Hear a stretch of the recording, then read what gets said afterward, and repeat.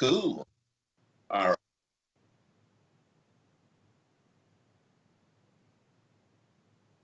I just moved the screen a little bit. Am I okay?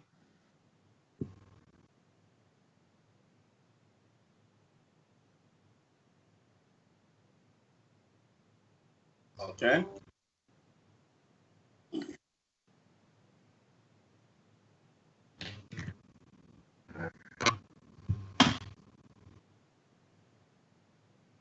Uh, let's go.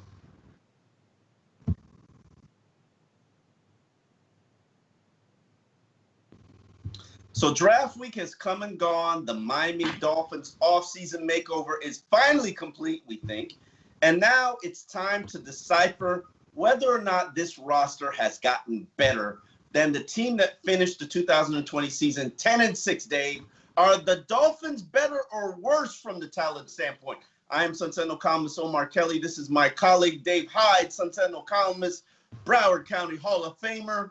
Dave, this is the important question, which it always comes down to in all these many, many seasons and all these many, many off seasons. General Manager Chris Greer pledged to add playmakers to this team to improve this roster. Miami potentially did that with the early free agent signings of Will Fuller, with the first-round selections of Jalen Waddle, with the pass rusher in Jalen Phillips, with a safety that might be able to produce turnovers in Javon Holland. Did Miami address their playmaker issue? I know what the Dolphin fan base is going to say is they didn't get a running back. But, I'm fine with that. I'm not going to struggle with that. You wish they had gotten Javonte Williams in the second round, or even Michael Carter in the fourth round. I'd be happy with either of those. But you know what? I can't. I put a priority on the positions they got, and I think they can find a run. There'll be a veteran. Look at the last two Super Bowl winners, and I'm not saying the Dolphins are ready to challenge there. The last two Super Bowl teams, they added running backs, great running backs, late in the process when a guy got cut loose by their team in Le'Veon Bell and the other one, Forte. Leonard Fournette. Fournette signed with Tampa in September for $2 million, 1 year, two. The year before, Damian Williams was their running back for Kansas City, a cast-off. So, look, I think that they have great quarterbacks, okay? The less great or ready your quarterback is to be great, a running back matters more. I get that. So you would have wished they would have got a running back. At the same time, I'm fine with what they did and they tried to do. So playmakers, yeah, they added them. Now, I mean, the second guess is, should they have traded out of the third pick after all and gone for Kyle Pitts or Jamar Chase over Jalen Waddle, and then the concussion issues with Jalen Phillips. That's ultimately going to decide whether that's a great. That's why he was available at 18. Yeah, to me, I like this draft from this standpoint. The players that they selected, players that were very high on their board. Let's just assume we know what their board looks like, if it looks like a universal board. Based on the fact that Jalen Waddle is probably ahead of Devontae Parker on their board, but behind Jamar Chase. So, okay, they got their second best receiver. They have the opportunity to pick the first safety, and they picked Javon Holland. They had the opportunity to pick the first pass rusher. They picked Jalen Phillips. They had the opportunity to pick the second tight end, and they picked Hunter Long. So ultimately, and then that Hunter Long and Liam Eisenberg, they're both players that they fell in love with at the Senior Bowl. Both felt like they can address what some of their needs and issues were.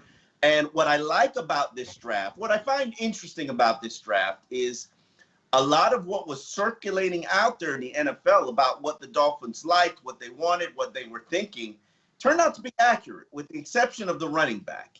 I was told they were definitely going to address getting a power running back. And then, they added one in the later round with Jared Dokes, but let's be real about it. He's a 7th-round pick, even though Myles Gaskin is a 7th-round pick. But my second-guess special is Najee Harris was sitting there for you at 18. You knew he was not going to be there for you after 18. You didn't make the selection, and I understand why you didn't make the selection, because Jalen Phillips, if he was healthy, if he didn't have concussion issues, based on his season, based on his pro day performance, based on the fact that he came out in the draft, came out in high school, the top-rated pass rusher in the NFL, in college, in high school football, he would have been a top 15 selection if he were healthy. But he wasn't. He had a lot of medical concerns, medical red flags. You see a lot of prospects drop from medical red flags. Dolphins put on their blinders, ignored it, and said, that's our guy. Now, if it works out for them, great, and I love it. If he can deliver 29 sacks, because if Olivier Vernon did in his first 4 years, they made the right selection. But now if Najee Harris becomes the next Le'Veon Bell, becomes a top 5-6 back in the NFL, and stays there for the next 4 or 5 seasons, I don't like that selection from this standpoint. Najee Harris could have been the finishing pieces to this Dolphins offense. There could have been no flaws to this Dolphins offense. And what we did by not selecting him at 18 or not selecting Javonte Williams in the second round is you left an excuse for why this offense won't be good. Yeah, we don't need excuses, Omar. We're done with excuses, okay? Year 3 of the rebuild. No more. We're there. Okay, Super Coop asks, our first question is from Ahmad. Amal, how many spots are really up for grabs on the 53-man roster, Omar? This is an important question, and I go through this every offseason, right after every draft. I'll show the people my highlighted areas. I will move it real fast so nobody can screenshot it. But basically, I have my countdown is there are 44 roster spots without injury that are just locked down. These players are going to be on this team unless they're traded. So that means that there are 9 spots that are open, whether it be for a backup center, or whether it be for a defensive tackle. Like I'm not going to put Jenkins on the roster, even though the Dolphins signed him this offseason. A lot of linebacker spots are open. Anybody can have them if they want them. So a backup safety spot is open, whether it be Holland or Fettuccine or Cole. So to my math, there are 44 spots that are written in pen on this roster, and 9 spots that are legitimately open, not even counting the practice squad spots. Yeah, I just look at the receivers. You got Devontae Parker, Will Fuller, Preston Williams, Jalen Waddle, Lynn Bowden Jr. There's 5, and they usually keep 6. So you're looking Jakeem Grant, Isaiah Ford, Malcolm Perry, whoever else is is fighting for one spot. Albert Wilson, Allen Hurns. Yes, Allen Hurns. So I mean, it's the roster itself is pretty. Go down the offensive line: Dieter, Jackson, Eichenberger, Skura, Kinley, Hunt, Fluker, Jesse Davis. I mean, there are not many roster spots. Yeah, I think open unless there's a surprise. That kind of explains why they weren't very aggressive in the undrafted rookie market. There just aren't that many roster spots, and if you look at all these guys like Ellis and Cole and Holly, and Bonds and there's a linebacker here I'm forgetting about, Johnson. They have a lot of young players that they invested in last year, and it was a full year's investment, and they want to see where that full year investment takes them. They're not just going out and signing 10 undrafted rookies and throwing them into the hopper and seeing if one of them pops. So I like what they're doing. I can see it. It's very strategic. It's very, very strategic in terms of what they're doing. Even at the running back position, where you've got guys like Laird and Scarlett to compete with the new young guy Dokes. Very calculated in terms of what they're doing. And it's interesting. I don't think this organization has ever operated in this nature and in this fashion so far.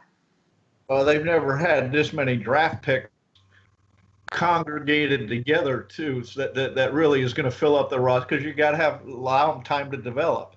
Okay, yeah. Super Coop asks, where do you see the improvement on this team after the 2021 draft? To me, it starts with the offensive line, and as you know, Dave, because all my Twitches, as I call them, know, I'm a trench play lover. I'm a line lover. I love what happens at the line of scrimmage, and it wasn't good enough last year. It was better than the year before, but that was hold your nose bad. But it wasn't good enough, not even close. You were 29th in rushing yards per average. And I like what they've done in terms of they upgraded the center position. Hopefully, if Matt Skura can be healthy, I'm interested. I like the Notre Dame line. I preferred other players on that line other than the player that the Dolphins select, but I understand why they selected him. He's polished. He's proven. He can play both tackle and guard. He's great at tandem blocks, getting to the second level. So I understand the thought process, but in my opinion, they're missing an interior player with movement skills. Now, maybe that's Liam. Maybe Solomon Kinley, 20 pounds lighter, can be that player. Maybe Adam Pankey or Michael Dieter resurfaces under new coaching and shows you that he can be that player. But it'll be interesting to see whether or not they're better at that unit.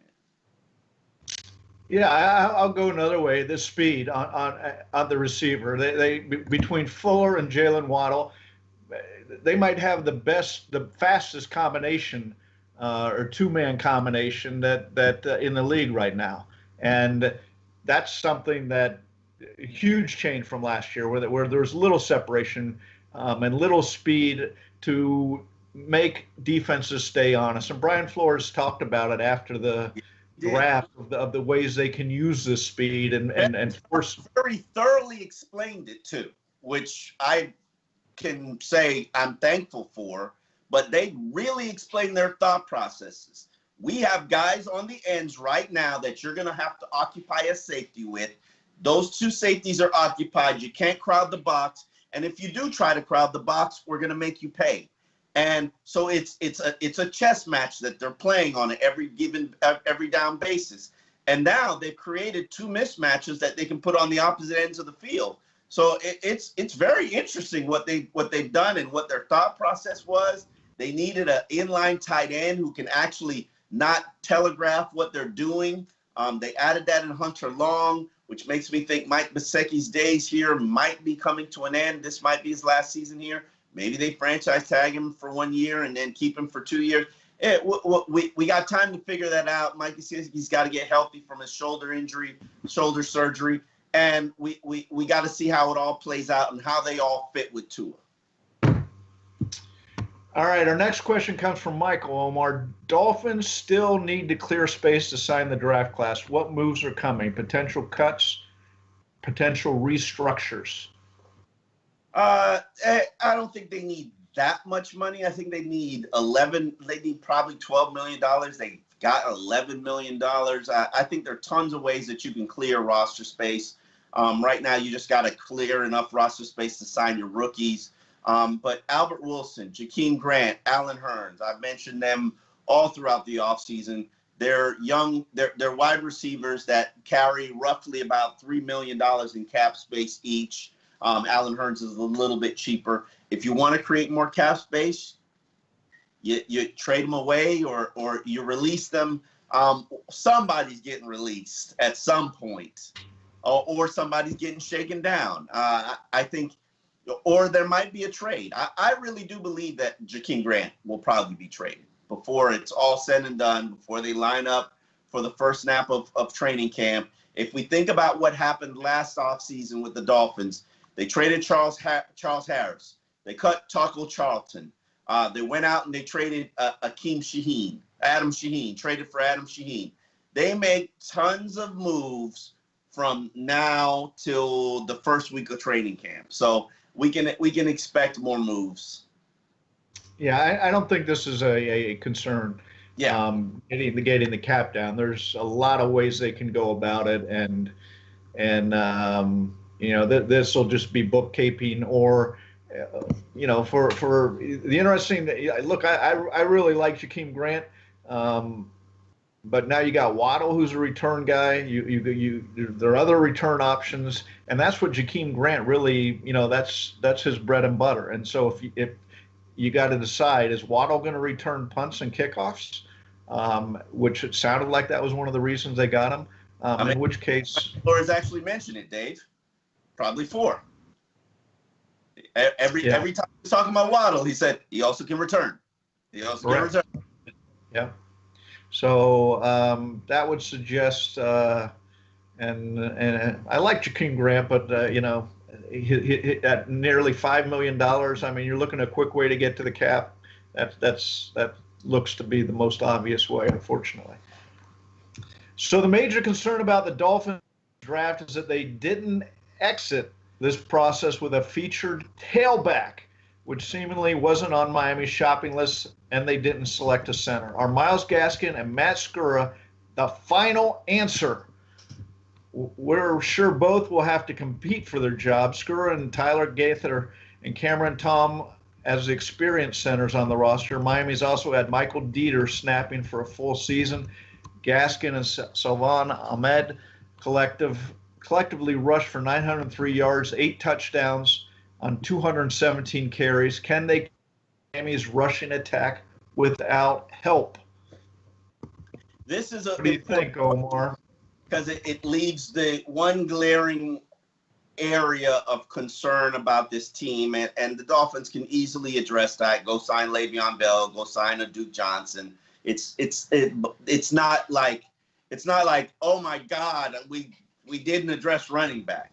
But when the Dolphins do have a high opinion of Myles Gaskin, who, props to him, because these are the players that I respect the most on the team.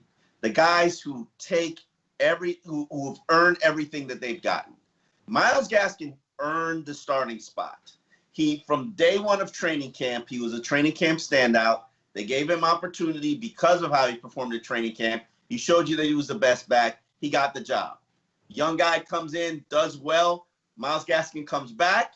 He proves he's still the number one, and basically finishes the year. Myles Gaskin, people don't realize this, but going into the Buffalo game, he was the 6th most productive offensive player in the NFL in terms of yardage produced per game. He was like at 90 yards per game going into the season finale, which obviously threw off the numbers. But I started crunching the numbers on Myles Gaskin. Let's say he played 16 games or 17 games. Let's keep it at 16 because that just doesn't throw off everybody's numbers. Because we're thinking, even though the NFL's playing 17 games, let's think about 16 because it just makes sense to everybody's numbers-wise. If Myles Gaskin played 16 games at the level of productivity that he had last year, and I'm just averaging him at 15 carries per game, that's not a ton. That's 240 carries a season in 16 games. He finished the year with 984 rushing yards. If he didn't catch COVID, if he didn't suffer a knee injury, and let's be real about it, we know running backs are going to suffer injuries. That's just the nature of their position. Each running back is going to suffer one injury that keeps them out for at least a month. So, but if Myles Gaskin did play 16 games, he'd give you 984 rushing yards. He'd also give you 65 receptions for 617 yards. Now, Dave, I say this after crunching the numbers. If I tell you that you're going to draft a back and he's going to give you 1,600 yards of productivity for the season, averaging 5.3 yards per touch, which is what Myles Gaskin's average, would you like it? Would you support it? Would you say, hey, without the name, that's a good back. Well, I don't know good back, but to me, that's fine. If you don't have one of those elite bats and you don't want to invest in Najee Harris, and I get that. I said all along I wouldn't, because you can have this. You can have these almost replaceable, interchangeable backs. You can find, and Myles Gaskin is a 7th-round pick. That's a great pick. That's great production out of that. And that's what you can do at running back in the NFL today. Unfortunately for the running backs, especially as they try to get to second contracts, but that's just the reality. And so you get that out of Gaskin this year. That's fine. Now you're going to need another running back somewhere to throw on the heap there. And you put out a couple options. I'm curious about Denver. Are they going to really go with two? The first-round rookie, and then the Wisconsin running back. I can't think of his.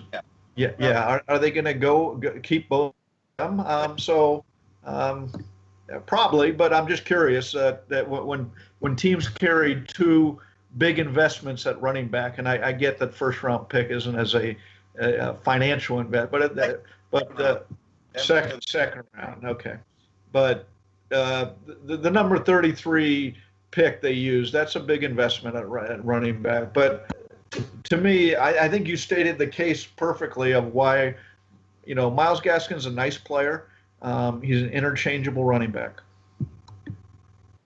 The first question we got from this segment comes from Elite Tua, who asks, did the Dolphins do enough to build around Tua in the draft, or is there still work to be done, Dave?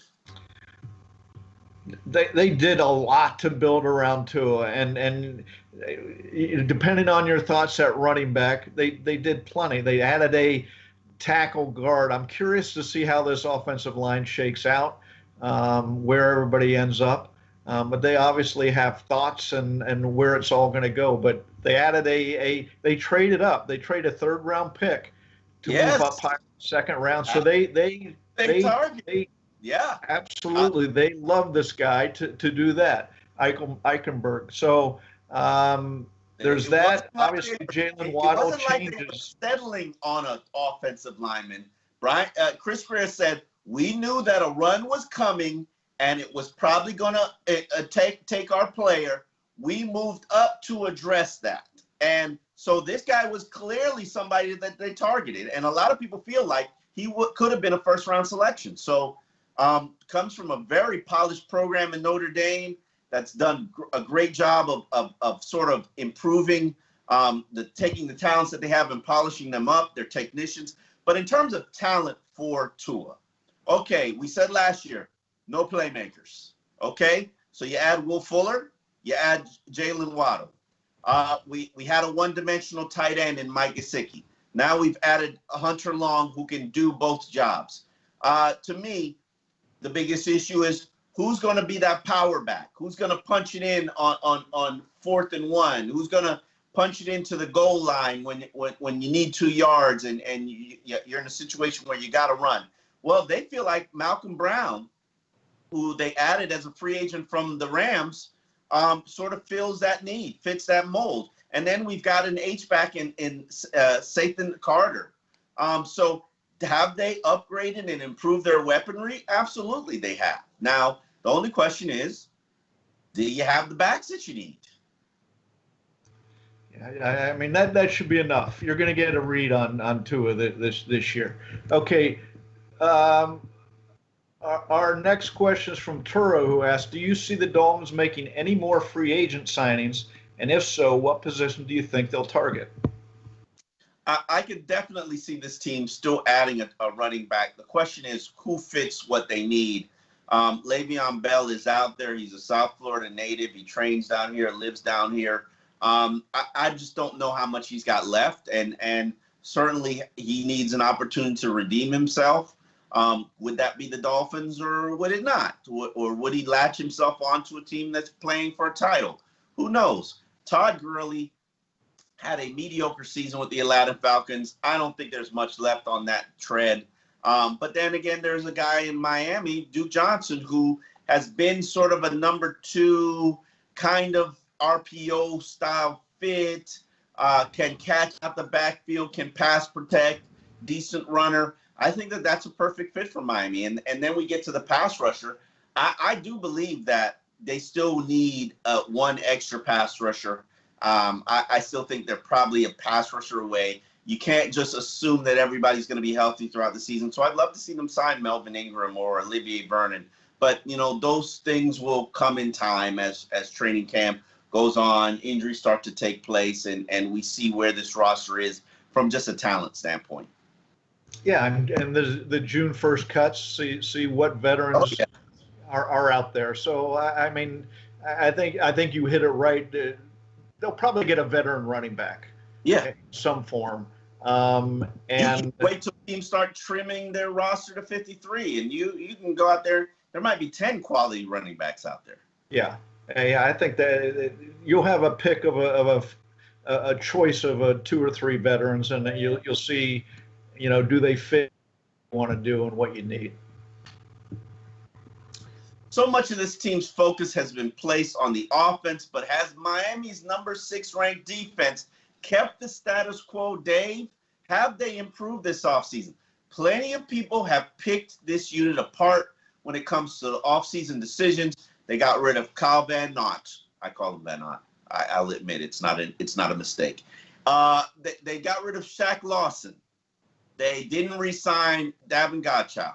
How do you stand with all the departures made, and then the players that have been added to possibly replace them, and young guys like Andrew Van Ginkel having to step up in his role, and Raekwon Davis having more put on his plate? How do you feel about this Dolphins defense, Dave? Well, there's 2 issues here to me. The Raekwon Davis is stepping up in a larger role. The Van Ginkels, there's several young players ready to step up. That's one issue. The other issue is they swung and missed expensively on the free agency last offseason. There's just no way to phrase it any other way. If New England, which went out and bought everybody this offseason, has as bad an offseason on engaging free agents as the Dolphins did, everybody will be mocking Bill Belichick a year from now. He will. They drastically overspent, much like the Dolphins did. They broke the Dolphins' records for one season of offseason spending, and I think they've spent poorly. I really do. I mean, no disrespect. I'm a Godchaux fan, but if you ask me if Godchaux is worth $8 million a season, I would tell you absolutely not. And the Patriots paid it to him. And props to you because you're worth what the market will pay you. But Patriots messed up the tight end market. I mean, you got backup tight ends or average tight ends making $10 million a season. What do you think Mike Gesicki's going to want? Yeah, but when you have a ton overspend, and let me play devil's advocate here on this.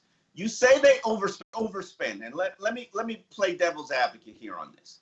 You say they overspent, and I do agree with you. I said last year they spent too much money on each individual player. At the time, and I poo-pooed that idea, but you were right. They overspent.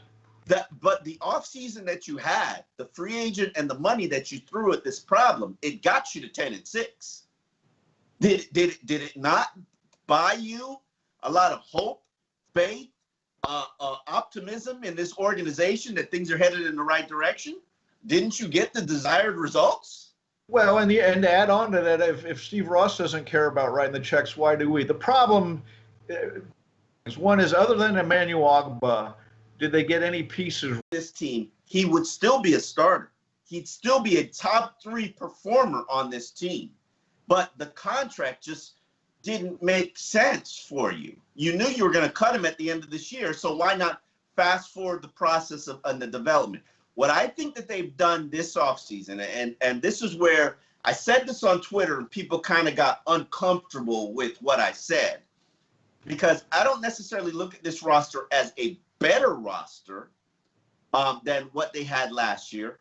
I look at it as filling holes, at addressing areas of concern, but also fast forwarding the development of some young players by banishing some of the older players who are making a lot of money. And if you look at what they've done for the last 3 years, it's right in unison with what they were doing. They said, Kyle Van Noy, we don't value you more than Andrew Van Ginkel. Why are we paying you 3 times as much as Andrew Van Ginkel? Buy Shaq Lawson. We can get a better fitting piece in Bernardrick McKinney than what you fit. You just didn't fit. Let's swap you out for that piece. Eric Flowers. We're going to draft the offensive guard-ish kind of player early, and we view you as a progress stopper now. Let's send you back to the team that you came from. Thanks for your services, but we don't necessarily need you anymore.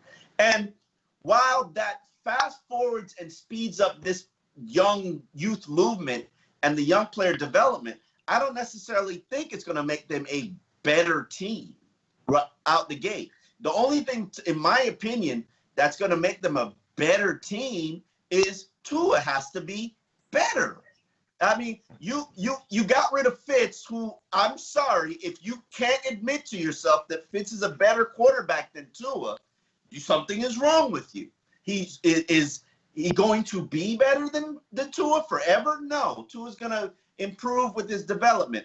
But you took a step back at running back. You took a step back at quarterback. You took a step back outside at your outside linebacker spot. You took a step back at your guard spot, whether Solomon is going to move to left guard or not. There's a lot of step backs that you just took. Yeah, I don't agree with that, Omar, because what you're omitting is these young players are going to take big steps forward. That's this whole plan. That's the whole plan.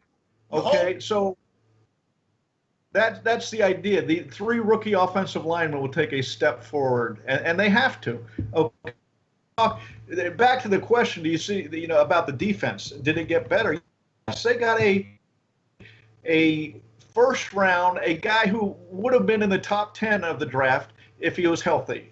And he should be healthy his first year. My concern with Jalen Phillips is more as his career goes on, like a lot of players now, when they get a concussion, and now he would have multiple, does he just say, I got my money, I'm getting my health, and I'm getting out of the game? And that's a big investment for a first-round pick. But for now, the defense, you got an impact safety. You got a impactful pass rusher. You got a linebacker in free agency who fits with what you want to do. I think, yes, the defense is better. Definitely, I agree with you on all the courts. If Javon, here's my thing. If Xavier Howard doesn't deliver you 11 turnovers, right, or you don't get a pure pass rusher out of Jalen Phillips, and you've got to do these exotic blitzes that you did all last season, which teams are going to be way more prepared for this year. Are you still going to be able to produce a top 6, top 10 defense? Yeah. I mean, this defense is built in good part because Xavier Howard was so impactful last year. His career suggests he's not going to be as healthy for a longer stretch. That was as high. That's as good as it gets probably with him. But the key to him, obviously, staying healthy. Can he do that? Here's our next question. Does Bobby McCain survive this offseason? What could the defensive backfield look like with Javon Holland and maybe an improved Noah Igbenogany playing, Dave? Yeah, Bobby McCain is a question of what, because obviously Brian Flores, who was effusive in his praise for Javon Holland, has a role for him, and just looking at it, it looks like it's Bobby McCain's spot. And does he survive this offseason? I'd hope they wouldn't cut him. He's a talented player. He can play slot cornerback, which he was just perfect for. Nichols, boundary, safety. Listen, get rid of talent, and Flores builds from the secondary. He invests in the secondary. So I think Bobby McCain, there's probably a good spot for him. It just might not be a different spot than he was in last year.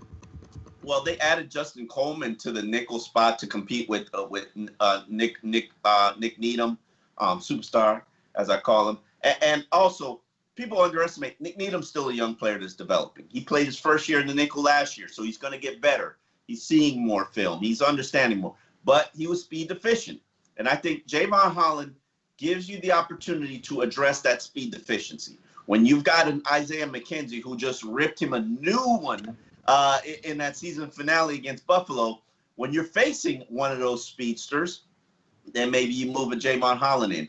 But also, we're assuming that Bobby McCain and Eric Rowe, who have both battled injury issues, will play and will be healthy enough for 16 games for the second straight season. I that's fiction. But is Bobby McCain in trouble? Yes, he's in trouble because he's making $7 million in 2022. I think he's safe right now because people don't understand this. Bobby's a very valuable piece. Bobby is Brian Flores on the field. He's the guy who conducts everything. He's the guy who gets everybody lined up properly. He's the guy who eliminates breakdowns. They needed a smart safety, a specifically intelligent safety, which is why Javon Holland was their number one safety. He has that intelligence to be able to do what they want. The problem is it's going to take him like a year or at least half a year to learn the defense. All right, Chad the Goat has a good one, Omar. Which draft pick are you most excited about and why? So for me, it's got to be Jalen Waddle. And from this standpoint, we talked about it last week, and I talked about it previously. I knew it was always going to come down to the two Alabama receivers and which one the Dolphins preferred. I spent a month studying both of those receivers to figure out which one I preferred. And while I was torn about it and went back and forth, and everybody I talked to in the NFL went back and forth, and there was no universal answer. There was no safe answer. Both of them are very good. I preferred Devonta Smith because he has better hands, runs better routes, and was going to be a reliable safety valve for Tua. Now, but what I did understand and recognize was Waddle has the type of speed. I've never seen anybody move that fast on a college football field. I mean, he's on the field because I watched a lot of 2019 and 2018 season just to see how his utilization is. So he's on the field with 4 first-round wide receivers, and he's moving faster than everybody on the field, including Ruggs, who was drafted the first receiver drafted last year. I mean, it's stunning. I can't think. I've been trying to think about a player that I've seen actually on field, not the ball in his hand. I'm talking about without the ball. I can't tell you anybody that I know that I've covered, that I've seen, who moves that fast. So I think he's definitely, without a doubt. I don't think he's going to catch 50 balls. But when he's that, as somebody put it to me, and I props to him, he's the knockout puncher. He's not going 12 rounds with you. But you're all going to have your hands up the whole fight because you're afraid it's going to just take one punch and he's going to knock you out. And he's kind of like Mike Tyson in the offense, where he's not that dynamic of a receiver. But when he hits you, you feel it. And that's why I think he's going to definitely be the most impactful player. Yeah, I'll go with Jalen Phillips, but to pile on there with Waddle, I'm fascinated because he just doesn't have to be a receiver. He can get you quick yards with reverse receiver sweeps. With they can use him in so many different ways that. But yeah. I'll go with Jalen Phillips to be different, and I loved watching anybody watching University of Miami this year. Loved watching Jalen Phillips. Okay. He's one of these relentless Jason Taylor types, not obviously Jason Taylor, but types of constant in on the action, running down plays, and they moved him around. He played inside, he played outside. He's a perfect fit for this defense. And what Brian Flores likes, versatile players, use them in different ways. Perfect fit for the defense. I'm really fascinated to see him. I just hope his health holds up. I hope few years from now, we're not saying he got a couple concussions, and for his sake, because of the health of him, and also for the investment the Dolphins have put in him. One thing I want to point out about Jalen Phillips is I don't think he's going to be a 700 snap player. I think he's going to be in a very specific role on this defense where he's the 4-3 defensive end. When they put out their 4-man front package, he's going to play 500, 600 snaps. So that has the potential. He's going to play on first downs. And he's going to play on third downs when they kind of put him in those packages. So, well, I tell you, maybe as a rookie, Omar, but you don't draft somebody there and say we have a role for him. Your role is when the defense is there, he's out there. Defense is built on roles, Dave. Everybody plays a role. Everybody fills a role, and not very few players on this team have an every down role. The safeties and the cornerbacks have an every down role. You take a defensive lineman in the 15th and the 18th pick. He's on the field. That's what you're saying. I agree with you. Look at Jerome Baker. Jerome Baker's been your leading tackler for 2 seasons. There was a month in the year where he was fully healthy and really wasn't playing because it just didn't dictate it, the defenses that you were playing. Everybody has a role, Dave. Everybody. That's the one thing I've learned in my 2 years of covering Brian Flores. On defense, everybody has an assigned role. You better minimize your ego because if your opponent doesn't require your assigned role, you're going to be sitting the pine. All right, the Lizard King has another one. What are expectations for the tailback? Back to the tailback. For the tailback that the Dolphins drafted in the 7th round. He's referring to Jedrick Dokes, and it's okay. Mike Tannenbaum and his analytic geniuses, they produced I don't want to disrespect his analytics, so let me bring it out and quote it. And I was very intrigued and interested by their analytics based on combine metrics, but they predicted he would be the 2nd most productive back in this draft. Now, based on combine measurements and analytics, and I'm like, okay. But here's the thing. Eric Studsville, the co-offensive coordinator, he's been a running back maker his whole career in terms of guys like Myles Gaskin who come out of nowhere and just deliver productive seasons for the Dolphins or for whoever, or for the Denver Broncos. So I'm curious to see what happens. And I do believe that if Myles Gaskin as a 7th round pick can be the leading rusher for the team, so can Jedrick Dokes. So, who knows? So I guess then they didn't apply analytics or Studsville to their free agent running backs last year, right? Woo, Dave, you're bringing it right? down. I mean, if you're going to credit them for they got this great pick, then they haven't been applying that knowledge in previous decisions. Okay, look, the expectations. That one. The expectations for a 7th round pick are to make the team, all right, and then maybe step into a role as the season goes on. But there aren't high expectations for a 7th round pick. There's an opportunity for them, especially at running back. But you don't go in saying, boy, he's going to win the running back spot. The expectation is to make the team and work himself into a role, hopefully, as the season goes on. Showtime gets our final question. Does this draft say how we can expect future drafts to be done? Oh, I certainly hope so. I was very impressed, with the exception of Najee Harris, by this draft for one reason. They were adamantly committed to BPA, best player available, which they don't care about needs. They don't care about position runs. Well, they did care about position runs because they traded ahead to get Liam. But they just were adamant about BPA. Picked up the 2nd best wide receiver, the 1st best defensive end, the 1st best safety, the 2nd best tight end, the offensive lineman they covered, no idea where they stacked him up on their board. They killed it from a BPA standpoint. And while that doesn't necessarily address your needs in the draft, leaving center and running back, hey, why? I've always gone and said 2 things I'm a firm believer in: BPA and select the players you love. They, without a doubt, followed that mantra. That mentality was shown throughout the entire draft, and I can't fault them for it. Yeah, I'm a little confused, though. This is Chris Greer's 6th draft.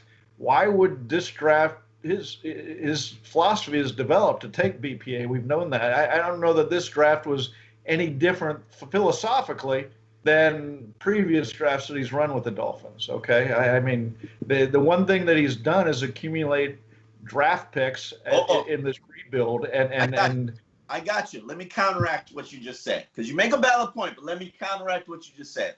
When they selected Mike Gesicki and then followed it down with Durham Smythe in the 4th round, that was not BPA. Durham Smythe was nowhere near that. They said, we need to address the tight end. We got one who can block. Let's add the other one that can block. So he doesn't always stick to BPA. Okay. Yeah. No team sticks 100% to BPA. Okay. I mean, they did. They just absolutely ignored their running back needs and said, well, that's a whole different argument. We don't know that. If Javonte Williams had fallen to them, he would have probably taken him, right? We don't know. Taken Holland. I believe they would have taken Holland. We don't know that. We don't know. I can find out. They would have taken Holland. They no doubt. What do you think they're going to say now? Of course they're going to say. But yes, of course. Just like Jalen Waddle was the #1 rated wide receiver on their board. Right. Absolutely. Wink, wink. Well, thank you for watching X's and Omar. This concludes our off-season X's and Omars. We might be back for a wrap-up of training camp, a mini camp, a lead-in to training camp. But, Dave, it's been a pleasure. We've made a run, a great season. We've gone straight from, what was it, like August, September, till May. Always appreciate you being here on X's and Omars. Thank you for everything that you had. Thank you to Sean and Emma Kate, the team behind us. Always appreciate everybody's support. The draft is over. Free agency is over. X's and Omars is over. All right. Thanks, Omar. It's good fun doing it. We'll be back hopefully in a month, 2 months. Yeah. We'll pretend like the off-season continues. Thank you again. X's and Omar, you can find on all streaming sites where you find X's and Omar. You can continue to ask your questions with the hashtag X's and Omar, and we'll find them and use them in the Dolphins Q&A. We need Q&A material, so keep asking. Thank you for watching. This will be reproduced on the Sentinel site, and see ya in the summer.